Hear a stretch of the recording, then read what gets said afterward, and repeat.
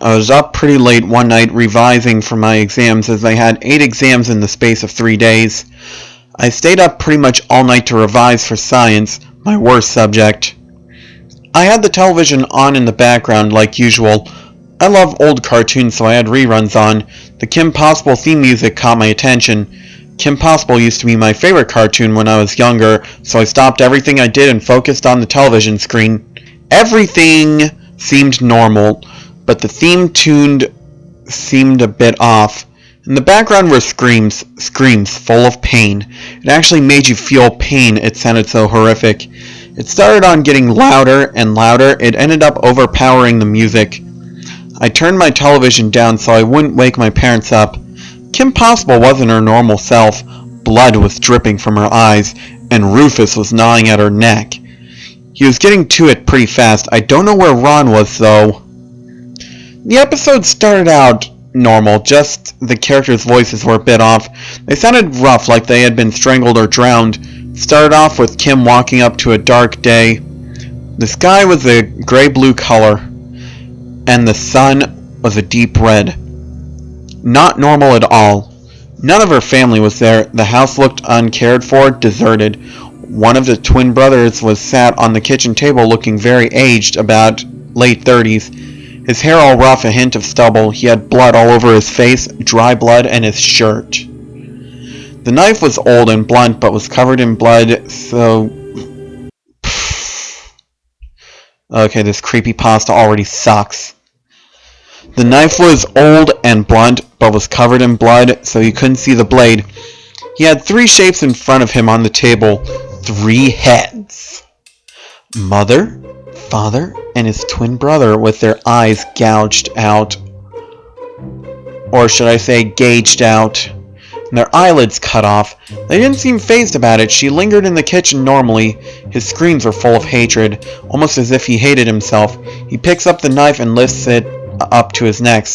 Neck.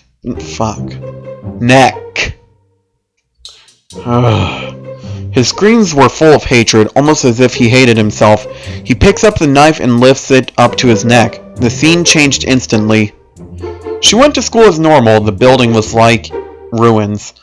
More like an old battlefield castle. Bonnie was next to her locker with the rope around her neck. She hung there, struggling. Her hands were pulling on the rope. She never did die. She just struggled for ages in the background. The halls were covered in blood, like a path of blood in the hall. The screen flickered to a different scene. This one was where she was fighting Shigo, her enemy. This time she was losing, which I thought was pretty upsetting. I loved it when she wins. Shigo was fighting quite violently and aggressive. Shigo punched her in the face, which instantly knocked out...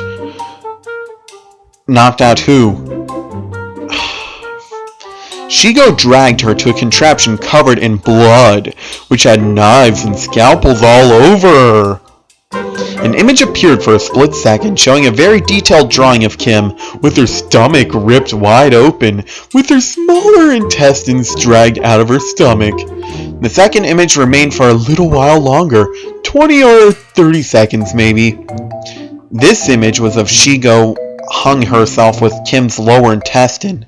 This time there was weak screaming in the background, almost as if she is still weakly breathing but cannot gasp any air. I could not sleep later that day, so I decided to continue revising. The next day it was a Sunday. I remembered what had happened last night and I tried to research it. The creator of Kim Possible, Bob Shuley, had a tiny mental illness that made him create this episode all by himself. He now suppresses this in the back of his mind, trying not to let him disturb it with his new work.